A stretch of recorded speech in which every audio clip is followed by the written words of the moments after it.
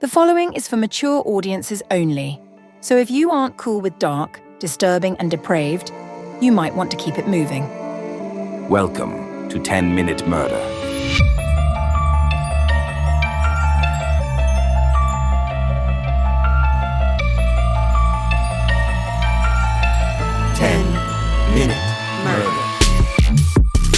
When Peter Porco woke up on November 15th, 2004, he went about his morning routine like nothing happened.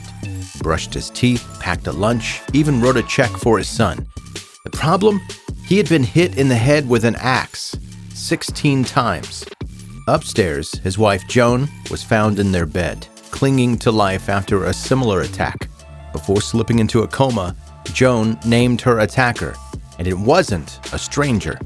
It was someone she knew, someone she loved. But here's where things get messy. Alibis, yellow Jeeps, fraud, and a web of lies that had been building long before the attack ever happened. This is the story of the Porco family, a tragic crime, and the son at the center of it all. But before we get into that story, if you like your true crime brief and bingeable, you have found the right podcast. Tap the follow button for access to at least 2 episodes per week. Now, let's get into it.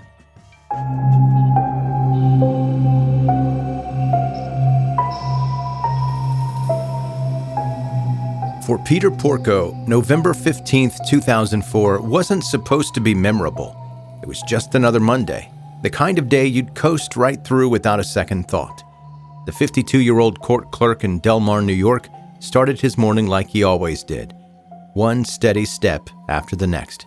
He freshened up in the bathroom mirror, ran through his mental to-do list, packed his lunch, and loaded the dishwasher.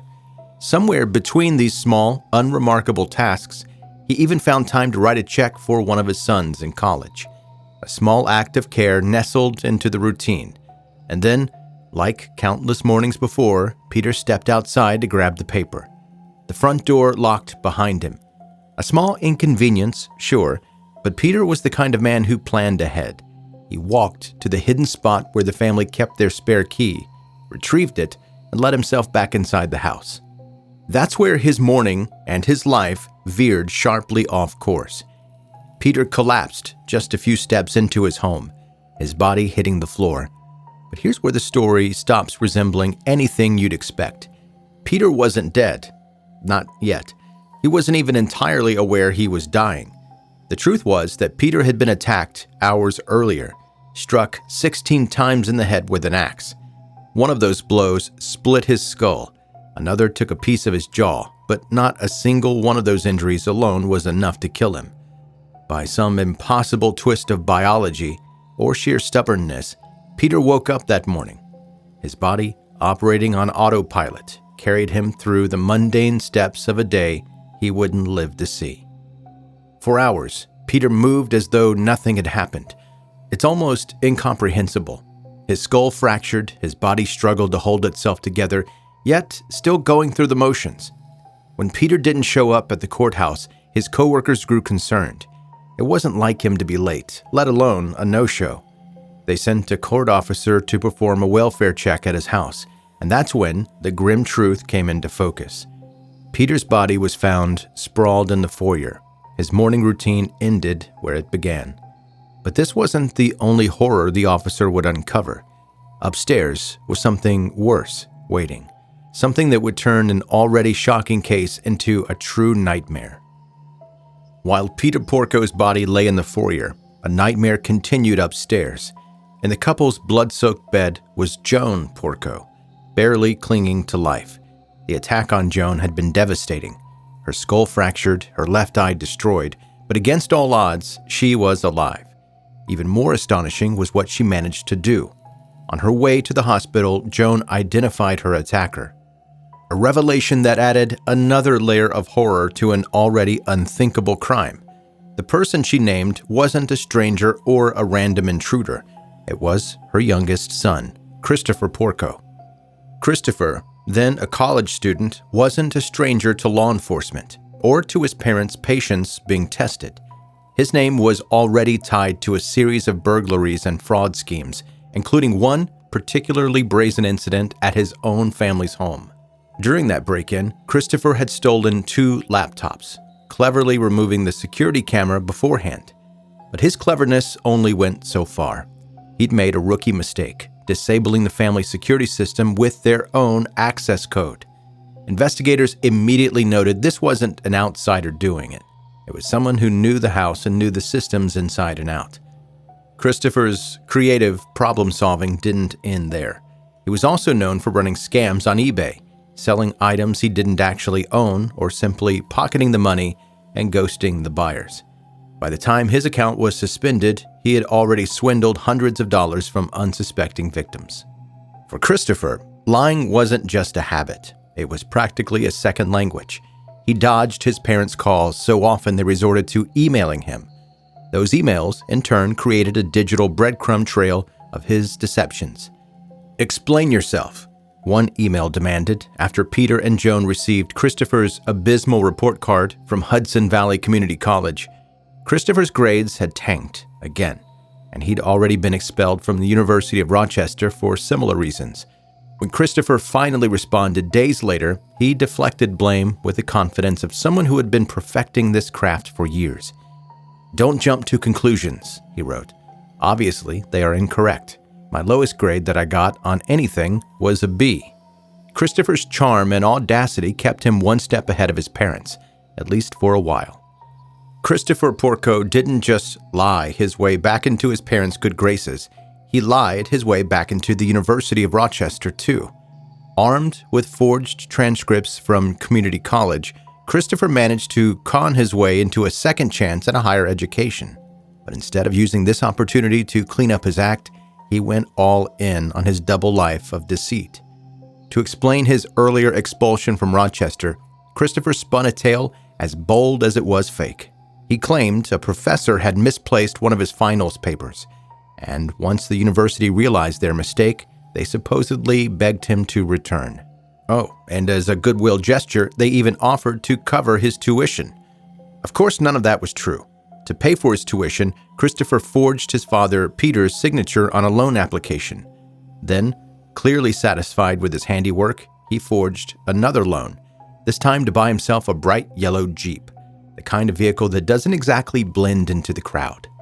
Peter Porco discovered Christopher's fraud just 2 weeks before his murder. His frustration came through loud and clear in an email to his son. "I'm calling Citibank this morning." He didn't stop there. In another email, he added, "I want you to know that if you abuse my credit again, I will be forced to file forgery affidavits." But even in the face of such betrayal, Peter couldn't bring himself to be so harsh.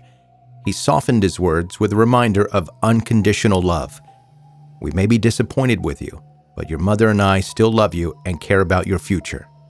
Little did Peter know, those words would be some of the last he would ever write to his son. Not long after the attack on Peter and Joan, investigators turned their attention to Christopher. In an interview with the police, Christopher claimed that he had been asleep on a dorm sofa 3 hours away from his parents' home on the night of the attack. Convenient? Yeah, sure. Believable? Not quite. Interviews with his fellow students yielded no one who could confirm seeing him asleep that night. But security footage told a very different story. At 10:30 p.m., a yellow Jeep, the same one Christopher had purchased with a forged loan, was caught leaving the university parking lot. A toll booth worker remembered seeing the bright vehicle pass through their station roughly 15 minutes later. Another recalled spotting it in Albany around 2 a.m., eerily close to the time of the attack.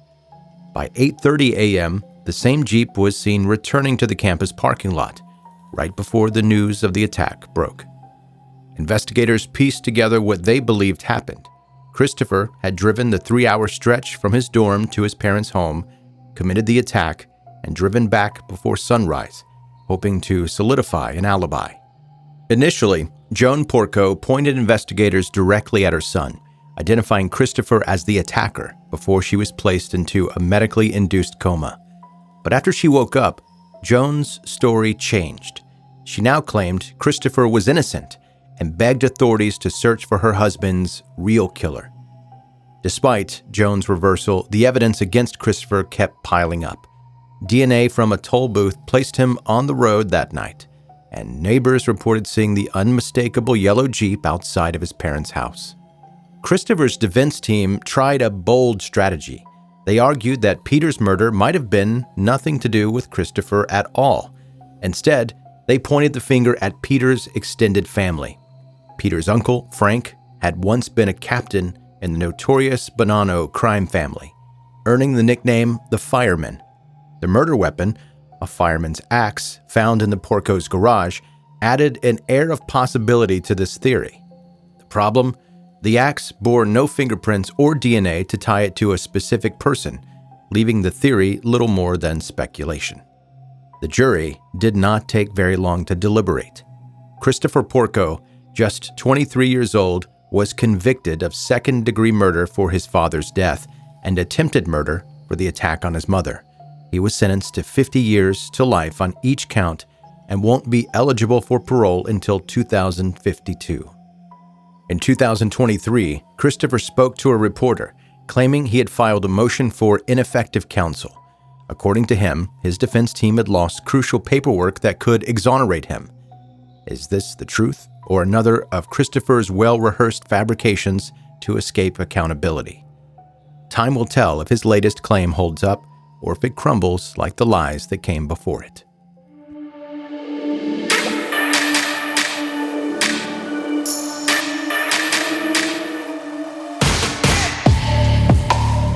That is 10-Minute Murder for today. Brief and bingeable true crime. I'm Joe. I'm the host. Thank you for taking the time to listen to my little podcast. And I call it little. To me, it is small. There's a ton of you that listen. If you look at the yearly numbers, we're talking about 7 figures here. There are a bunch of you that listen. However, to me, it's just me in this little room. You aren't in this. I'm seeing your face. You right there that I'm talking. I'm talking to you. Why are you looking away? I'm talking to you. Not me, not Hermione. You. I'm imagining your face as I'm telling this story. So to me, it seems small. I'm in a small room and I'm talking to an imaginary person in front of my face here. That's the way I prefer it. If thousands of people were sitting all around me while I'm telling this story, it'd be a little bit weird. So I'm glad that it feels small for me. That's what she said. But you get what I'm saying. I really do appreciate you listening to this podcast that feels small but is actually pretty big. However, I would like for it to continue to get larger and larger. And the only way to do that is for you to share this podcast with your friends and family. It's kind of a partnership that you and I have here. I tell the story, you listen to the story, and then tell your friends and family about the story. Let me explain how you would do that. And I'll use something else that I also do to help you. Let's role play for a second. Hey, what's up? Yeah, not much. I've just been, hanging out, working, doing a little thing. Hey, I was listening to this thing the other day on this podcast called 10-Minute Mystery. The guy was talking about giants and stuff from the Bible, and if the Bible mentions giants, and by the way, it does. It's a crazy episode. You should check it out. It's a podcast called 10-Minute Mystery. See what I did there? That is how you would tell your friends and family maybe about this podcast or about 10-Minute Mystery, that other podcast that I do. All right. That is your episode for today. If you're off to binge more, don't let me stop you. Or you could check out 10-Minute Mystery if you've caught up on all the 10-Minute Murder episodes. But again, thank you so much for listening.